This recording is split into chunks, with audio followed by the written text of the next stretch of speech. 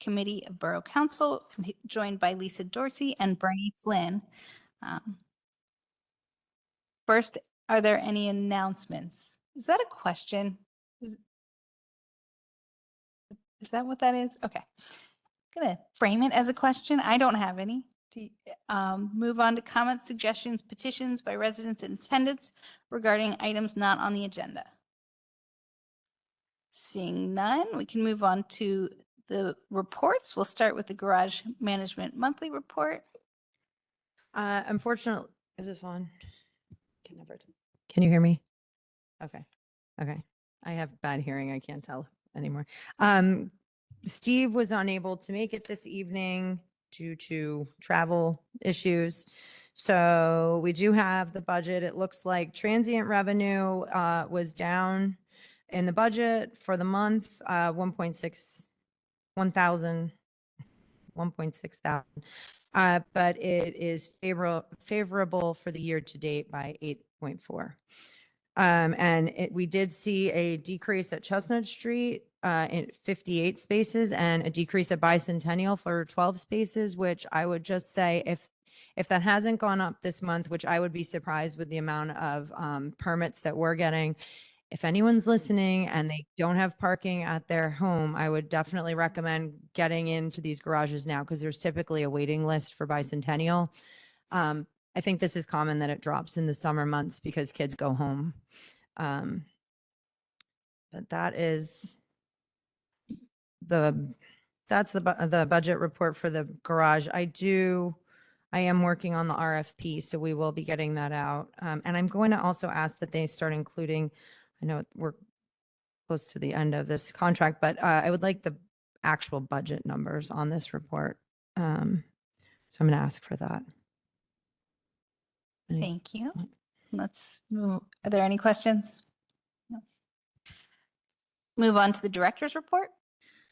So, good news, Flowbird, the upgrade is underway. If you're in town, Monica and Mitch, who is from Butts Tickets, who's our service rep for Flowbird, we walked town and figured out where the kiosks are going to go. This is probably going to be a phased approach because of once we got them on the corners, it was asking people to walk way too far, but we did space them out as much as we could. So you'll see Public Works is putting in the PA1 calls. If you see paint on the ground, that's where the kiosks will go. Like they're mostly in the middle of the blocks, Market Street, Gay Street, Chestnut Street. And there will be one on New Street. So we're going to have to do a phased approach, but we will switch fully to the Flowbird app. Drop dead date, I'm hoping will be September 1st. I will give you guys some of these. These aren't live yet, but this is some information that I'll also be giving to downtown Westchester and to the chamber to give to the businesses for the pay by text information and the Flowbird QR code to download the app. But Passport will stop working August 31st, and we will, and it's actually, Flowbird's actually live in town right now, but the meters are not stickered yet. We're waiting for the stickers to come in. So that transition will be happening soon. And then Public Works is going to have to put down concrete pads to install, and then we'll slowly install them and give some time to get the signage up and remove the meters on the blocks where we have the kiosks installed. So I want to give everybody time to understand that this is the new app, download it, and then move the meters out. So all of the stickers on the meters will say this meter will be removed soon, and it gives the Flowbird information, and we'll have one on the front and the back. And all of downtown or uptown, the business district will be zone 2. So Westchester University is zone 1. This will all be one zone, so it should be pretty easy to park. So that's... So yes. if I put a number, if I'm parked at Gay and Church, I put that number in and then I move my car to Market Street for whatever reason, I would be fine. You'll still be in that zone, but that is something I do want to talk about further on the agenda is the time limits on. Thank you. Okay. Yeah. Bicentennial sealant bid has gone live thanks to Don Edwards, who is so good at bid facilitation, and that will open Thursday. So we'll have a recommendation for award at the next meeting. And hopefully that'll be done before winter and before this year ends. Gay Street lot, which is lot 6 or the Spaz lot, we have, I believe it's 30 permits that we sell annually. Last year, we did switch to a lottery, which I know people were upset about, but it ended up working out. So the lottery forms need to be in by August 30th at 4 p.m. Anything late will not be accepted. Can you review the rules of the lottery system and are they consistent?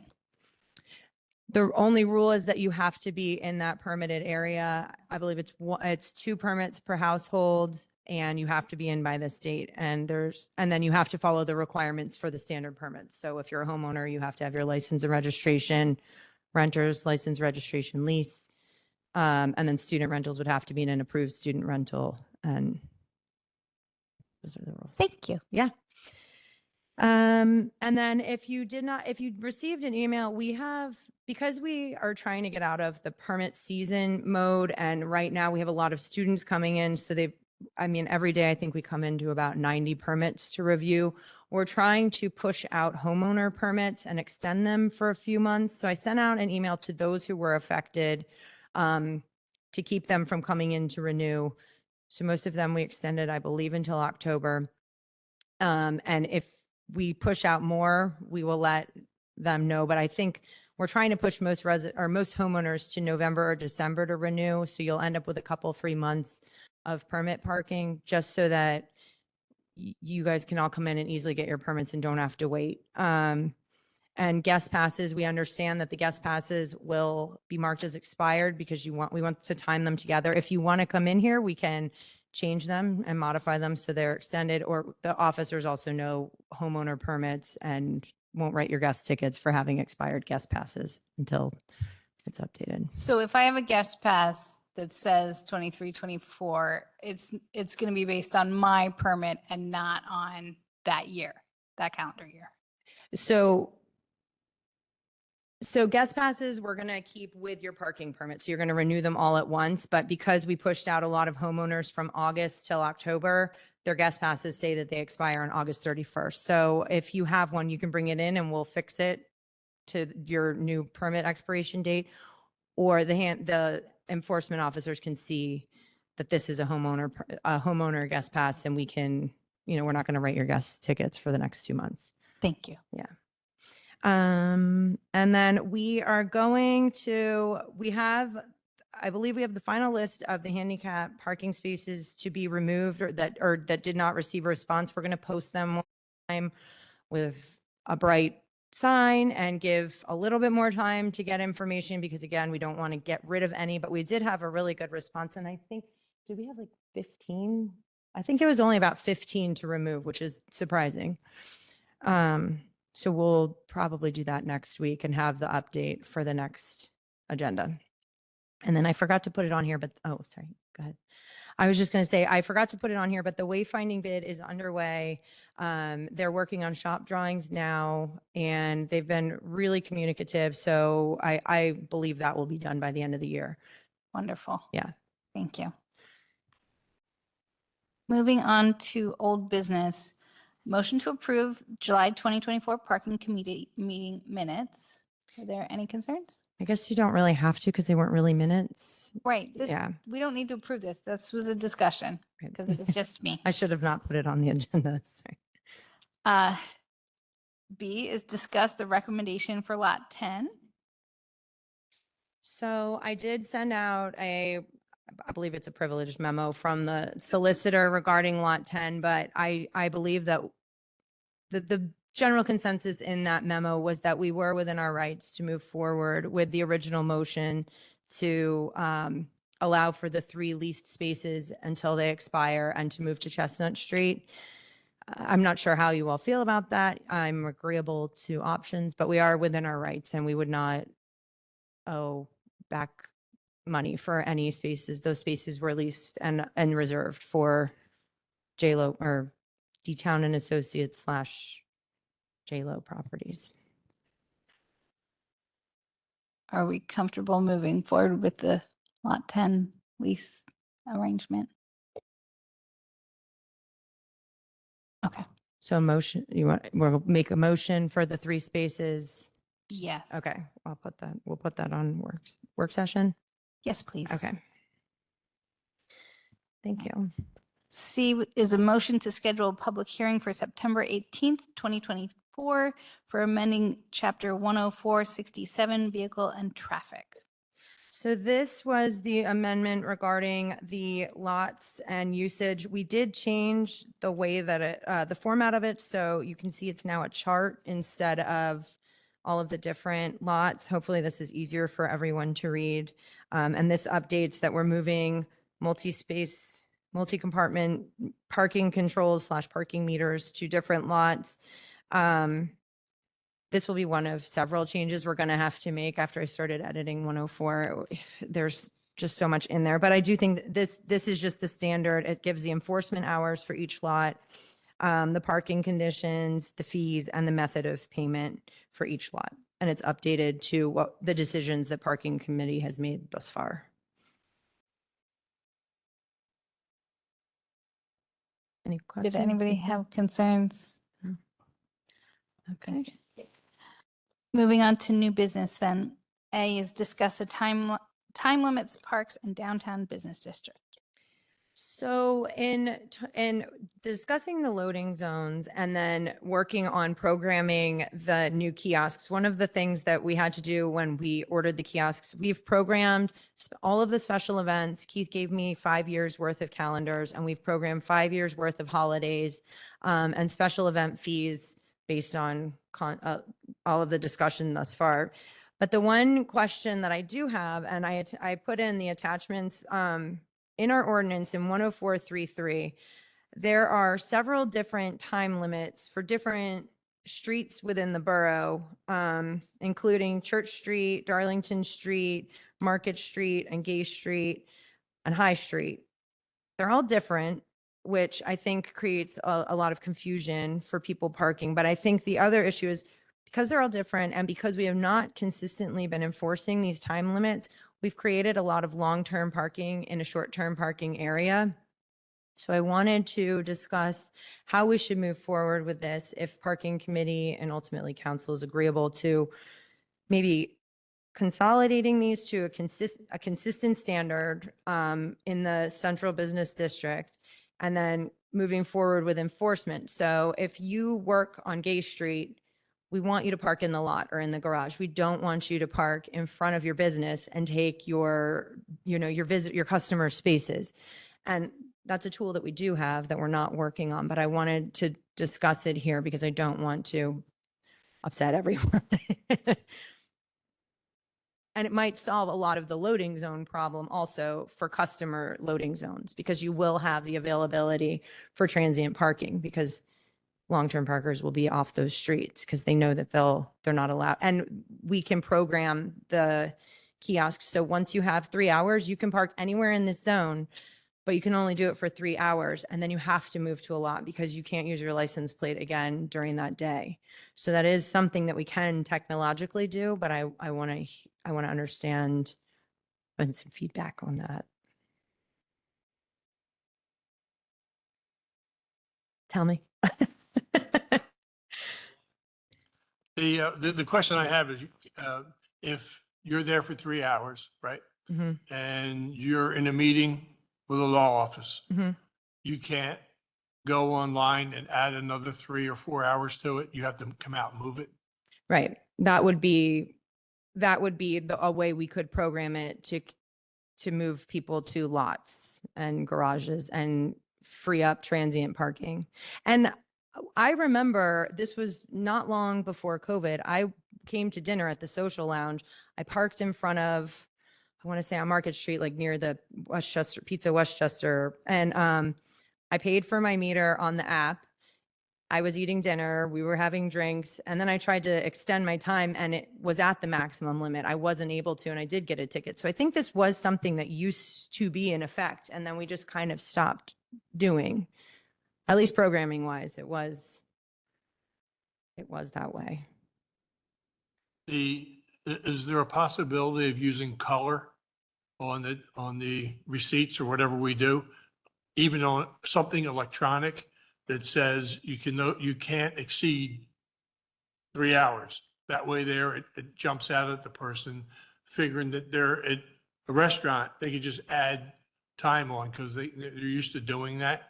You know, something that spells out, you can't do it. I think you can program the app so it would clearly only give you a 3 hour. And we've been able to program, our enforcement hours into the app homepage. So I believe there's a way that we could write 3 hour maximum parking on streets into the app and then onto the kiosk as well. And then if we're going to engage this, we do need to modify the signage on the blocks anyway. And it should be at least at the bottom and the top of every block. Yeah, I would wanted to make it more of a warning Yeah. that they would see it. Yep. Because if it's all black and white, you're just glossing over everything. Right.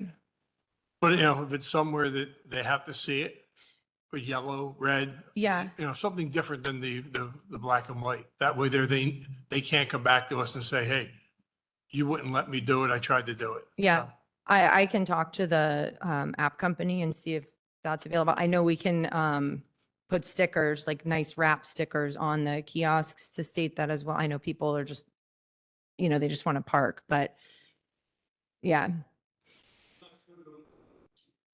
Yeah. Well, remember the ones in town will be paperless. Yeah. Yeah.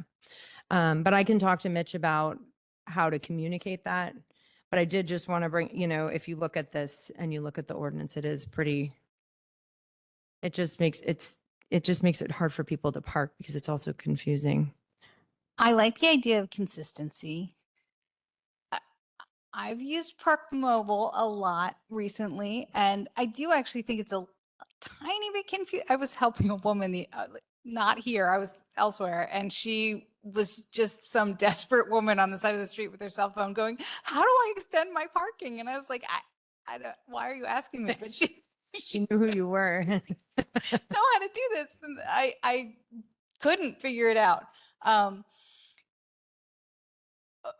But I think that the apps are relatively good at making it clear, but it does still catch people. And if you know Park Mobile really well and you know how to extend it, and then all of a sudden you can't, but there's not a great warning, yeah, that is a glitch in how this works. Mm-hmm. But I think proper signage on the kiosks and near the parking areas is really important. As much as we can get on the apps is really important.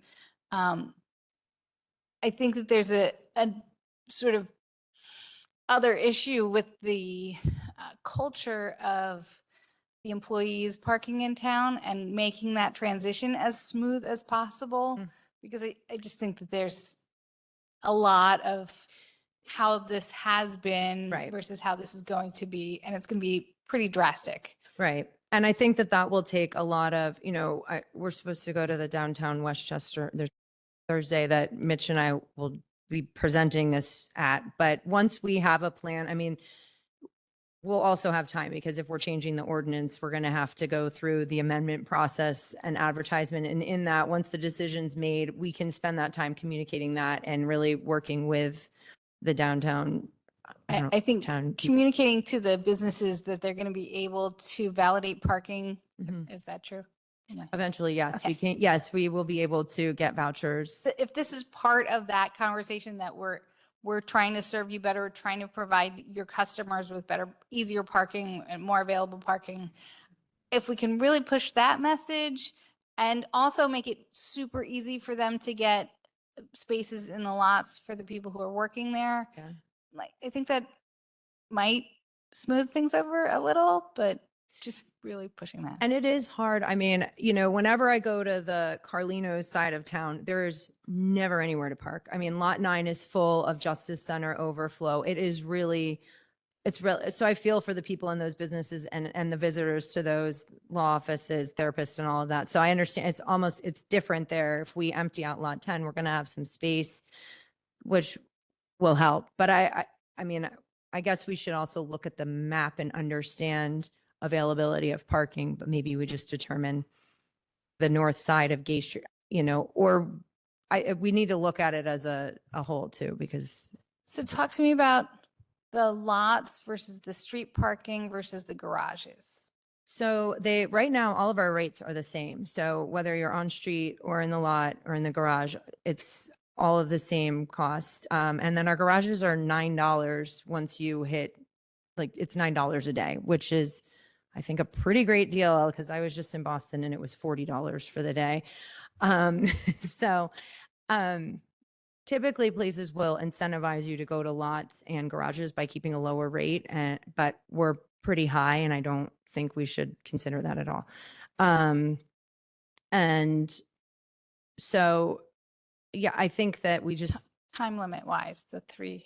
yeah, so I would say that once we get the communication under control, it should be 3 minute, I would say 3 hour maximum on at least the main arteries. And then you get people, there's no maximum in the garages and lots. So, So the lots, there's no maximum. yeah, The garage is no maximum. right. You're drinking that night, park in a garage or a lot, Leave it. just in case. Yeah. You need to leave it there overnight. Yeah, because and Gay Street and I think Market Street both have 2 to 5 tickets anyway. So you'll get ticketed between 2 and 5 a.m. if you leave your car there. So if you're drinking and driving, definitely don't park there. But yeah, so if we adhere to these time limits, it would push people to those lots. Are we okay with this? And it'll be a work in progress. We're going to have to work it out together, but I think working with the bid is yeah. very important and we're Yeah. doing that. So Okay. that's good. Okay. Okay. A motion to approve Chester County lease for Gay Street Lot 6. So this is the standard lease that we used previously. It's a 2-year lease for 79 parking spaces in the Gay Street lot. There are some minor differences, which I hope the county doesn't push back, but I did remove a few things that were requiring us to provide a ton of insurance, which I think that was just their standard boilerplate template. And so those are the only changes. And the other only change is that it goes to the standardized rate, which is $95 per space. So there is an increase in rate. I did meet with George and Email in June. They understood and were agreeable to this. So there's no surprises. The only other difference, and it's not in the lease, but the facilitation of it will be that we will be painting the lines in the lot red to delineate the county spaces because they are going to put 112 cars on permits. And if they get to the lot and the 79 spaces are full, those employees are told to go to another lot. So we need it clearly marked where county employees park from 8 to 5. And then the other difference, which I also told the county about, is that we've decided to make lot 5 or lot 6 paid after 5 p.m. So county employees can no longer leave their cars there without paying, but they were notified of that as well. And we did talk to them about only having one vehicle per person. We've had some concerns about husbands and wives both have their cars on the account. They might both work in town. We don't have a good way to check if both cars are in the lot at the same time. So we've asked that they only have one car per person, and they'll let us know if they're coming in with a different one, and we'll switch out the permit so that we make sure that they're only using the 79 spaces. And that's not difficult for your department to. It's going to be, I think it'll be an experiment this year, but I think it should be manageable, and Monica can probably attest better, but I don't think we have that many people that are actually switching out the cars. So this will be a good way to find out. So that's, You okay with this? any questions? Yeah. No? Okay. All right. Any other business?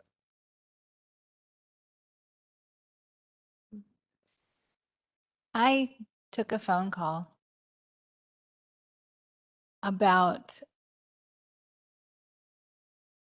someone who purchased a home in the borough that did not have parking, but they do not plan on living in it. So they were not going to move their registration or license, and they wanted a permit. in my opinion, this lines up very closely with the Airbnb situations. This is about visiting our borough. It's not about living in our borough. It's not about going to school in our borough. This is about using Westchester as a visitation destination. I think that we worked something out that they're going to be able to deal with. It was not, it was the